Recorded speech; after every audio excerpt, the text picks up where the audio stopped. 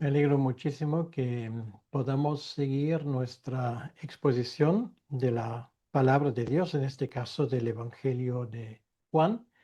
Y hoy vamos a seguir con los versículos 35 hasta el versículo 42.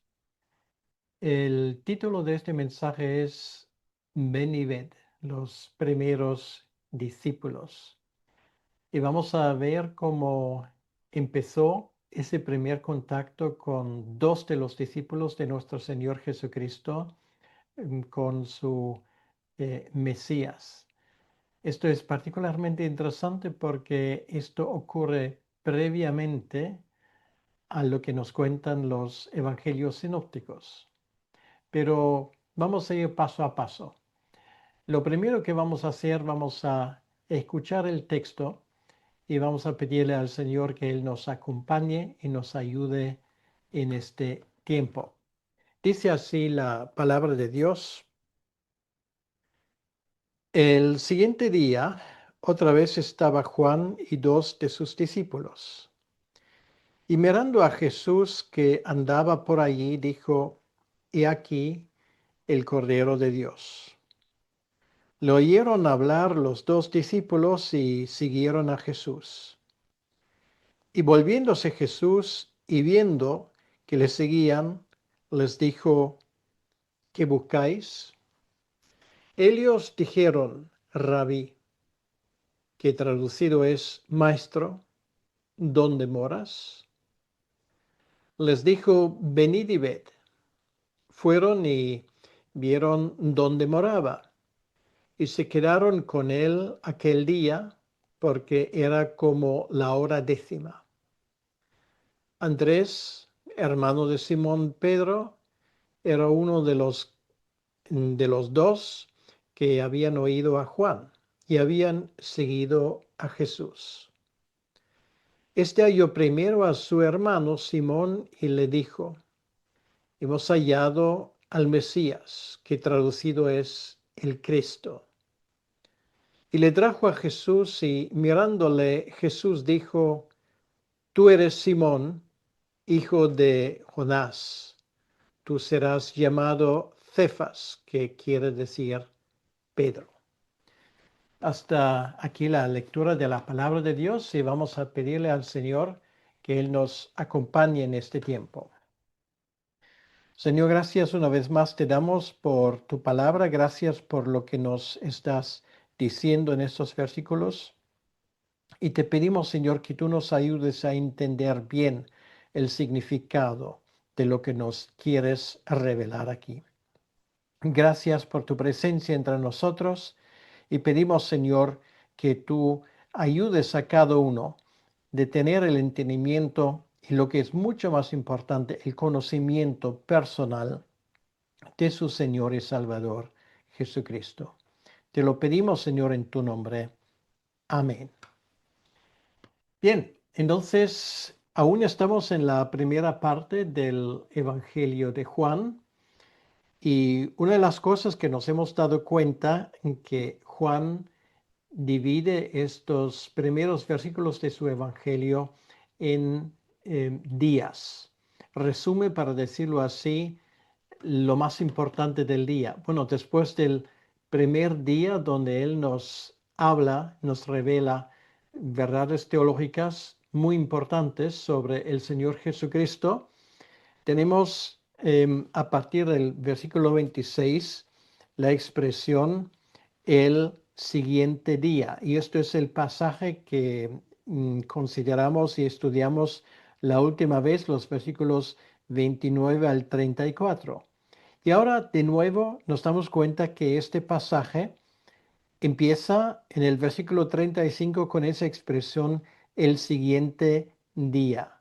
Y por cierto, luego en el 43, que marca el inicio del último pasaje del capítulo 1, dice el siguiente día. Entonces, una vez más, esto no es una casualidad, sino de cierta manera, en cada uno de esos días, Juan nos ayuda a entender otro aspecto del ministerio de Jesucristo que está a punto de empezar. Entonces vamos a mirar estos versículos que básicamente se dividen en tres partes. La primera parte es el testimonio repetido, en este caso de Juan.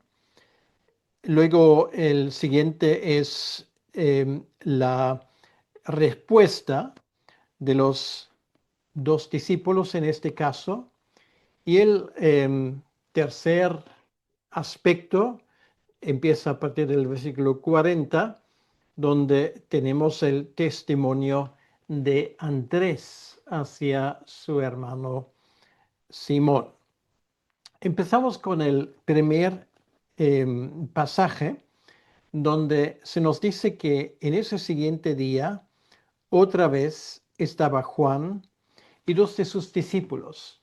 Bueno, tal vez nos sorprende que aquí se menciona que Juan tenía discípulos, porque normalmente la palabra discípulos la relacionamos casi de forma exclusiva con los 12 discípulos de Jesucristo.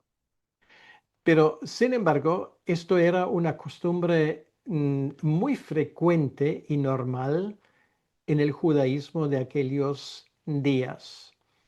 Quiere decir, cada rabino, cada rabí, tenía un número de discípulos. Discípulo no quiere decir otra cosa que simplemente seguidor o estudiante.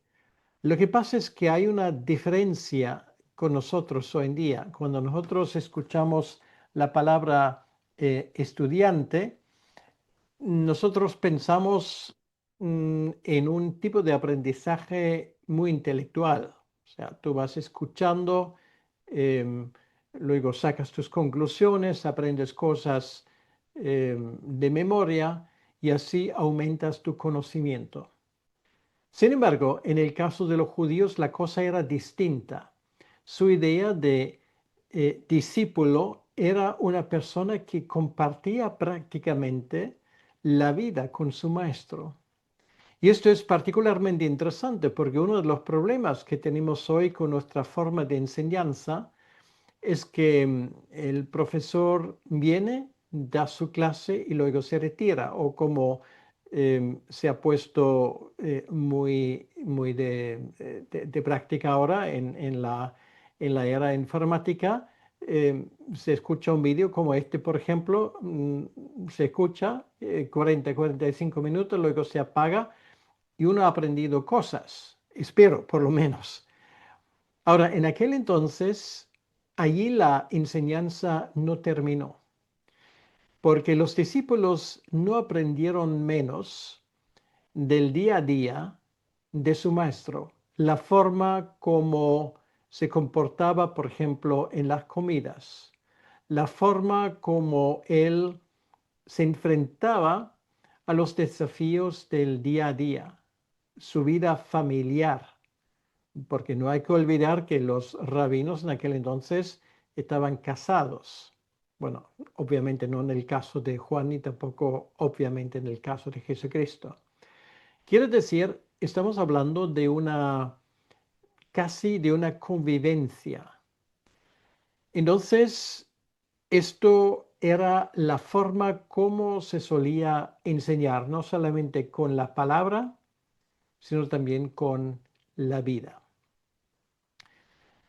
Ahora, explicado todo esto, entendemos obviamente porque Juan también tenía discípulos, porque por su forma de actuar como personaje público, él obviamente atrajo personas que querían saber más de las cosas que él predicaba. Y aunque por sus propias palabras Juan desconocía muchas cosas y tenía sus dudas, otras cosas, de eso no me cabe ninguna duda, él sabía explicarlo muy bien. Entonces él atrajo dos personajes.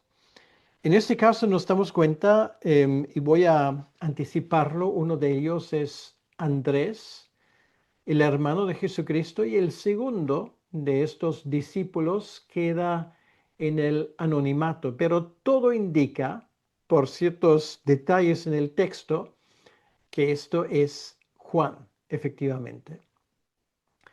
No eran los únicos discípulos que Juan el Bautista tenía, había más, pero son los dos que aquí juegan un papel fundamental en esta historia. Entonces, volviendo al versículo 35, aquí tenemos a Juan el Bautista y dos de sus discípulos, o dos de entre sus discípulos, uno Andrés, como acabo de decir el otro, aunque no se le menciona literalmente, es con toda probabilidad Juan el Evangelista, que tampoco nos extraña porque Juan el Evangelista, igual que Juan el Bautista, ese nombre Juan en hebreo es Johanan. Y Johanan era un nombre muy frecuente entre las familias sacerdotales, muy frecuente entre personas cercanos al culto del templo. Había varios sumos sacerdotes con este nombre y el poner ese nombre en el caso de Juan el Bautista, Johanan, lo cual quiere decir que Yahvé consuela o Yahvé es consuelo o es misericordioso. Em, no nos extraña porque nos damos cuenta que tanto Elizabeth como Zacarías eran levitas, o sea, eran de la tribu de Leví. En el caso de Juan, el evangelista, desconocemos esta información, pero nos damos cuenta a lo largo de su evangelio que obviamente Juan efectivamente tenía contactos hasta la cúpula más alta de los judíos religiosos. Por eso él tenía acceso al patio del sumo sacerdote, como se nos dilata en los evangelios. Dicho todo esto, ahora no nos extraña que esos dos personajes fueron atraídos de forma muy especial. Lo que tal vez nos sorprende más es el caso de Andrés, porque Andrés, discípulo de Simón Pedro, obviamente viene de una familia de pescadores. Entonces ya podemos montarnos una historia cómo ese hombre llegó a ser discípulo de Juan. El texto no lo dice, pero este hombre iba a jugar un papel clave, no solamente en la historia de su hermano, sino iba a jugar un papel clave en la propagación y la extensión de la fe cristiana, porque fue él realmente quien dio testimonio a su hermano Simón, que luego iba a ser llamado Pedro. Bueno, con toda esa cantidad de información, creo que el texto nos va a dar bastante más sentido. Pasamos al versículo 36 y aquí dice, y mirando a Jesús que andaba por allí, dijo, y aquí el Cordero de Dios. Juan aquí repite una afirmación que él ya había pronunciado, bueno, seguramente varias veces, pero en el contexto bíblico lo tenemos en el versículo 29. Aunque aquí no dice que lleva el pecado, que quite el pecado del mundo, sino aquí simplemente le llama el Cordero de Dios. Obviamente Jesús, porque aquí estamos hablando de otro día, pasaba varios días allí entre la multitud que Juan el Bautista bautiza, porque nos hemos dado cuenta la última vez este acontecimiento donde Juan hace una afirmación sobre Jesucristo, donde él ya da por sentado lo que ocurre cuando Jesucristo se deja bautizar. Luego tenemos el bautizo de Jesucristo, cuando el cielo se abre y se escucha la voz del Padre. Y ahora esto es otro día. Entonces ya estamos hablando de Jesucristo allí. Pasó varios días y seguramente Juan y Jesús tenían alguna conversación. Y esto también es la razón porque esos dos discípulos particularmente empezaron a interesarse por Jesús. Ahora, lo que a mí me llama la atención es que aquí solamente hay dos. Uno se podía preguntar, bueno, ¿y no había más discípulos de Juan que estaban interesados en ese tema del Mesías? Porque claro, si tú, como lo hace Juan el Bautista, dice, bueno, aquí está el Cordero de Dios, ahí está el Hijo de Dios, que es el Mesías, entonces mm, uno espera que habría una cantidad de discípulos de Jesús y tal vez de otras personas que empiezan a interesarse por ese personaje. De esto en el texto no leemos nada, solamente leemos de estos dos. Y Juan, al ver de nuevo a Jesús ahí entre la multitud, repite su testimonio. Bueno, sin lugar a duda, él habrá dicho más cosas, pero Juan el Evangelista resume lo que Juan aquí dice en esa palabra, que es una palabra en ese sentido que expresa lo más fundamental, que es simplemente em, que es el Cordero de Dios. Ya la última vez expliqué lo que la idea del Cordero implica, y esto era el testimonio fundamental de Juan. Esto cualquier persona que tiene un conocimiento incluso básico del templo, de los sacrificios, tiene que haberle llamado la atención.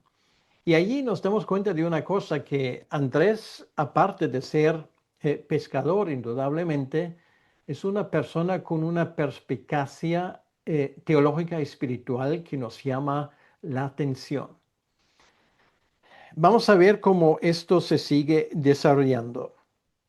En el versículo 37 leemos, le oyeron hablar los dos discípulos y siguieron a Jesús. Y esta sencilla afirmación nos abre ya el secreto del verdadero discipulado. Aquí lo que vemos es una cadena. Ellos escuchan, luego ellos quieren saber más y luego ellos siguen. Quiere decir, lo que han escuchado de parte de Juan el Bautista acerca de Jesucristo les llama la atención, indudablemente. Entonces, a raíz de esto, cuando dice aquí, mirando a Jesús que andaba por allá, dijo, y aquí el Cordero de Dios, y luego le oyeron hablar los dos discípulos y siguieron a Jesús.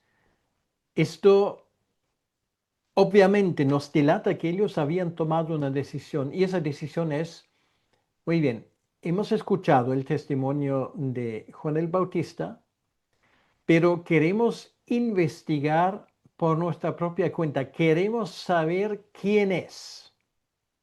Y esto, de nuevo, me llama la atención porque esto es sumamente importante cuando nos acercamos o cuando una persona se acerca a la fe cristiana. No solamente es porque yo o otros hablen acerca de Jesús, sino lo que es tu tarea, lo que es tu cometido es averiguar si las cosas realmente son así, lo cual quiere decir investigar por tu propia cuenta.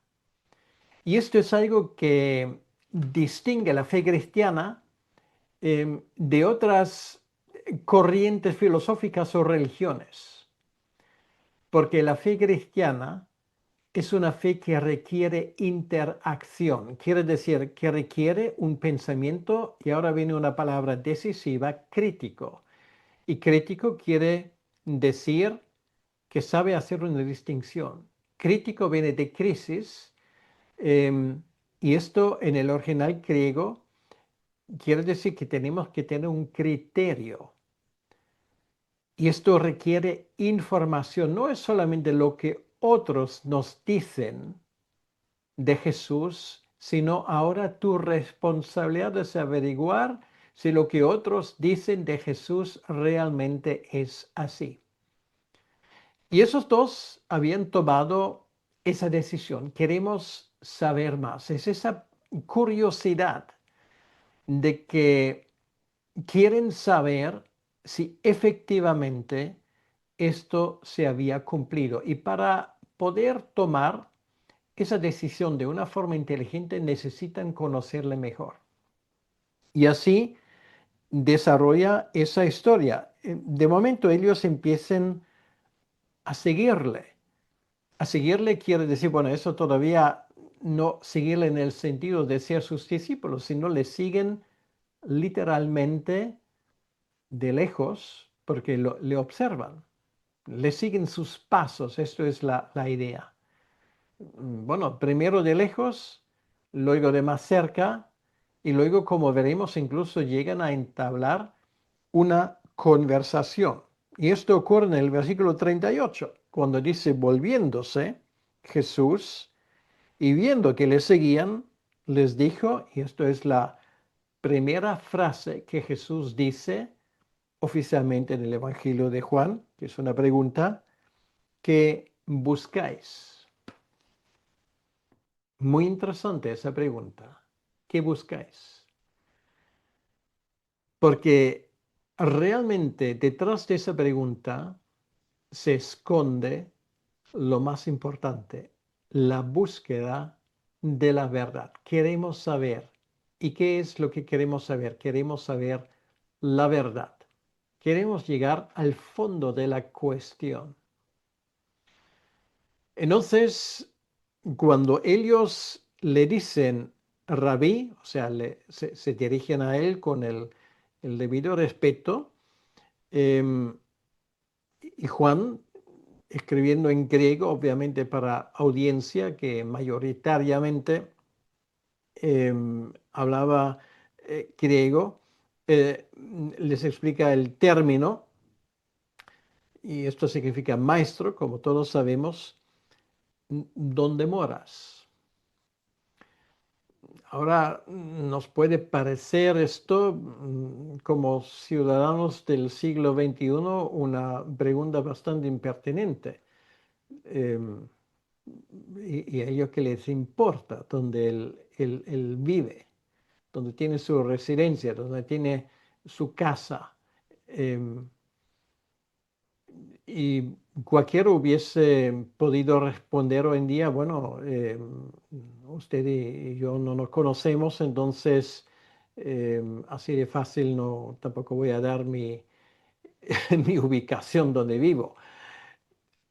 En aquel entonces no había problema con esto. De hecho, esa pregunta, cuando le preguntan, maestro, ¿dónde moras? ¿Dónde vives? Es una pregunta que es típico para el inicio de un discipulado, porque esto es casi una petición formal de ellos a cambiar de maestro. Quiere decir, serían trasladados del cuidado de Juan el Bautista al cuidado de otro maestro que es Jesús de Nazaret. Aquí ocurre algo que es fundamental porque esos dos han entendido, tal vez al inicio de una forma casi intuitiva, de que su discipulado con Juan ahí termina y empieza otro que les iba a llevar más allá de lo que jamás hubiesen podido esperar o soñar. Estar en la órbita de Jesucristo, de su Maestro, a partir de ahora. Bueno, todavía iban a pasar unos días y semanas, pero ya estamos empezando con algo que no solamente iba a cambiar la vida de ellos, sino iba a cambiar la vida tuya y mía, la vida de este mundo. ¿Dónde moras? Entonces Jesús les responde, venid y ved, lo cual es aceptar el reto. Quiere decir, yo no tengo ningún problema en que vosotros me acompañéis y os voy a enseñar dónde llevo mi vida diaria, porque Jesús aquí no dice dónde, ¿vale? Pero obviamente em, sería un lugar cercano donde Jesús lleva a cabo ahí su vida diaria. Él, a nosotros no lo dice, pero obviamente Juan y Andrés lo sabrían enseguida. No solamente esto, sino dice, ellos se quedaron con él aquel día. Bueno, no dice a partir de aquel día, porque obviamente luego ambos por un tiempo iban a volver a sus casas, como leemos más tarde, pero se quedan con él en aquel día. Sería muy interesante saber el tema de sus conversaciones, la manera como ellos iban a conocer a Jesucristo de una forma más concreta. Y no hay forma de conocer a una persona mejor que en su entorno habitual. Pero el Evangelio y Juan pone el velo del secreto sobre ese asunto. Aún no lo sabremos, pero más tarde, estamos ahora en el capítulo primero de este Evangelio de 21 capítulos, poco a poco Juan nos va desvelando quién es el Hijo de Dios.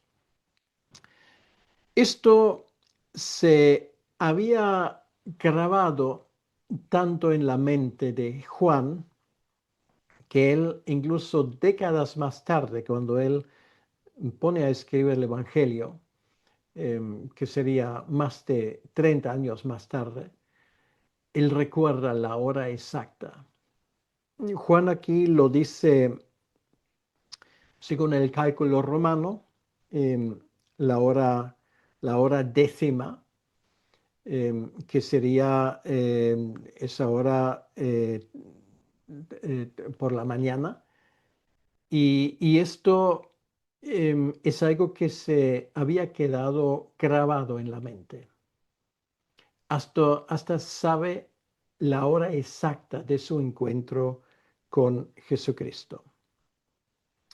Y esto finalmente nos lleva a la tercera parte de este párrafo, que es el momento donde uno de ellos, que es Andrés, a su vez, comparte lo que ha visto y de lo que se ha enterado. Dice allí, Andrés, hermano de Simón Pedro. Bueno, ahora Juan obviamente da por sentado de que los lectores ya saben quién es Simón Pedro, porque no hay que olvidar que el Evangelio de Juan es el último de los 4 evangelios que se escriben y obviamente Juan escoge cosas en su evangelio que los otros, llamados los evangelios sinópticos, no han mencionado. Entonces, él en ese sentido complementa la información y da por sentado que su audiencia, los destinatarios de este evangelio, ya saben quién es. Entonces, Andrés, hermano de Simón Pedro, era uno de los dos que habían oído a Juan y habían seguido a Jesús. Bueno, el otro no se menciona con el nombre, pero dije antes que esto con toda probabilidad era Juan el Evangelista, entre otras cosas porque él recuerda la hora exacta de su encuentro con Jesús. Se quedan con él en ese día, pasan el día juntos Pero este momento era un momento transformador. Juan no habla de sí mismo aquí, pero usa el testimonio de Andrés. Y Andrés es un hombre que no puede callarse, obviamente. De Andrés mucho no sabemos, pero de Andrés sabemos una cosa y esto le honra por encima de los demás discípulos. Es él quien tiene el privilegio de presentar el Mesías a su propio hermano, Simón Pedro, el primero entre los apóstoles. ¿Cómo se desarrolla esa historia? Versículo 41 nos lo dice. Este halló primero a su hermano Simón. Bueno, obviamente va justo a Simón. Cuando dice que le encontró primero, bueno, en el camino habrá encontrado más gente, pero él solamente tenía una cosa en la mente. Y esta cosa era, yo quiero que mi hermano sepa enseguida el hallazgo que acaba de hacer. Esto es más importante que todo el oro del mundo. He encontrado el Mesías. Entonces, halla primero a su hermano Simón y le dijo, hemos hallado al Mesías, que traducido es Cristo. Bueno, esto es la frase central de hoy. Hemos hallado al Mesías. Milenios de esperanza judía se ven cumplido, se ven culminado en la persona de Jesucristo. Lo que los profetas habían anunciado, lo que mucha gente a lo largo, como dice Pedro, de los siglos deseaban saber. Ahora, Andrés y Juan lo han encontrado. Parece que este día, juntamente con Jesús, había dejado en sus almas una huella imborrable. Y esta huella les da la absoluta certeza de que efectivamente habían llegado a conocer al mismo Mesías, el ungido, esa figura que aún era un tanto misteriosa para los judíos. Y es evidente que en ese momento ni Andrés ni tampoco Juan ya entendieron todo, pero sí que entendieron lo que los profetas habían anunciado, lo que Israel había anhelado, ahora está delante de nosotros. Esto era la primera noticia del día, era lo más importante y por lo tanto Andrés no pierde tiempo de compartirlo con su hermano. Yo recuerdo, y esto por favor no es ningún ánimo ni compararme ni por asomo con Andrés y mucho menos con Pedro. Em, Recuerdo cuando en su inmensa gracia el Señor Jesucristo em, me convirtió. Yo en aquel entonces tenía 14 años y yo tengo un hermano que en aquel entonces tenía 9 años y medio. Y recuerdo de que una vez cuando, por la gracia de Dios, me había dado cuenta de la importancia del personaje y de la persona de Jesucristo, se me cruzó por la cabeza y porque nunca nadie me había dicho esto. Esto fue por un lado. Por otro lado, la primera persona con la cual yo compartí esa experiencia mía fue mi propio hermano, que en aquel entonces era un niño de apenas 10 años. No voy a entrar en los detalles de la historia, Pero te digo una cosa, y esto no es mérito mío ni muchísimo menos, pero por la gracia de Dios y por la obra soberana del Espíritu Santo, este niño de 9 años finalmente entregó su vida a Jesucristo, siendo niño, y lleva muchos años ya siendo pastor él mismo de una iglesia evangélica en Alemania. Si esto hubiese sido el único logro en mi vida, ya sería suficiente. Porque obviamente cuando tú puedes compartir el Evangelio con tus propios familiares, y estos familiares, en este caso, el hermano, conoce a Cristo, esto es un acto de gracia divina, porque normalmente los familiares suelen ser muy escépticos. Bueno, esto es lo que le motiva a Andrés de compartir esto con su hermano. Entonces, dice el versículo 42, y le trajo a Jesús.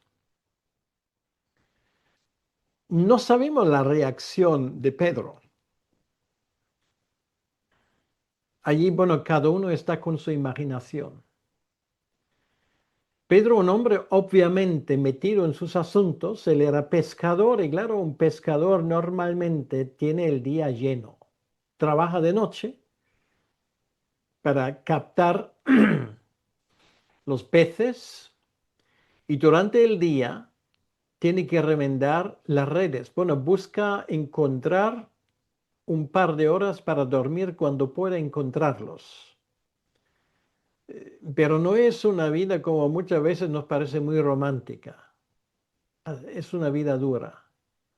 Ahora, llegar a mover a Pedro para que él deje las redes, para comprobar también él personalmente, ¿ves? Una vez más tenemos esto. O sea, no solamente confía en el testimonio de su hermano Andrés, sino obviamente, bueno, Andrés no le lleva allí a Jesús a punto de pistola, sino obviamente ya sabemos que Pedro tenía su cabeza y si él no quiere, pues no quiere, pero quería. Entonces, y le trajo a Jesús, pues esa frase me encanta, le trajo a Jesús, eso está escrito por encima de la vida de Andrés para el resto de la eternidad. Le trajo a Jesús. Obviamente, lo que Andrés no puede es obligarle a creer, pero le trae a Jesús. ¿Me permites que te pregunte últimamente quién has traído a Jesús? Bueno, yo no pregunto quién se ha convertido, esto no es la pregunta, pero ¿a quién has presentado a Jesús últimamente? Y no me digas que no había oportunidades, porque todos tenemos oportunidades. No hay nada más importante que presentar a Jesús a otras personas. Le trajo a Jesús. Esto es lo que hace Andrés. Andrés no le conocemos de los evangelios como un personaje que busca la notoriedad o el protagonismo. Él siempre es de segunda fila. Pero allí tenía su gran día y lo aprovechó. Le trajo a Jesús. Jesús cuando le ve a Pedro, le dijo, tú eres Simón. O sea, ya lo sabe. No hace falta ni presentarle. Hijo de Jonás, no serás llamado, perdón, tú serás llamado Cefas, que es arameo y significa Pedro, lo cual quiere decir roca. Una vez más, esa palabra que los sinópticos luego lo repiten en este encuentro tan famoso en Cesarea Filipi, es curioso cuando Jesús dice esto. En primer lugar, ya sabe quién es Pedro. En segundo lugar, ya sabe la tarea que iba a tener Pedro. Y Pedro, por todo lo que sabemos, era todo menos una roca. Era un hombre que cambiaba fácilmente, era un hombre impulsivo. Llamar a este roca es como llamar a una persona hiper nerviosa un remanso de tranquilidad. O sea, no carece de cierta ironía. Le cambia el nombre. Sin conocerle lo más mínimo, le dice, bueno, te llaman Simón, pero yo te voy a llamar Petros, Pedro, la roca.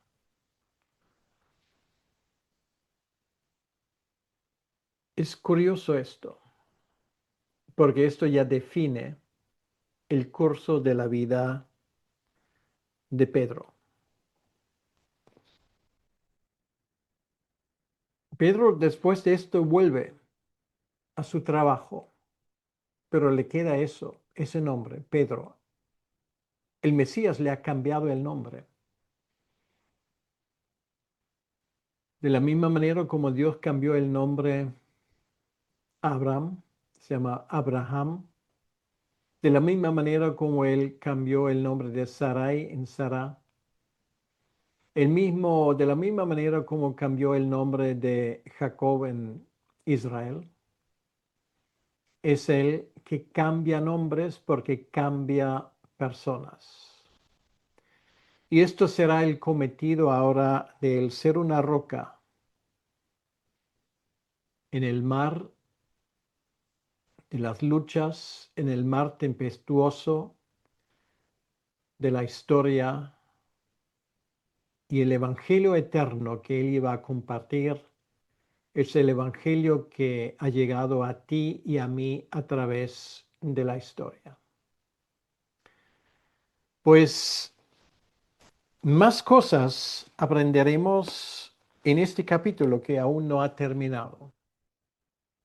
Pero déjame volver a insistir en esas preguntas.